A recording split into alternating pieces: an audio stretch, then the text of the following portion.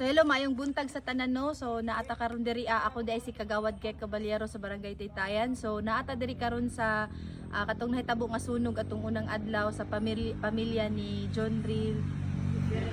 General nga Ferrell. So magpasalamat ta sa Ginoo nga luwas ang iyang tulo ka anak nga naa ato nga time na bilin diri atungod kay ang papa ani nagapanginabuhi sila, ang iyang panginabuhian kanang magabas og kahoy. So part sa nasunog nila, actually ang isa sa iyang source of income is ang paggabas og kahoy. So nabilin diri pud ang isa niya ka chainsaw.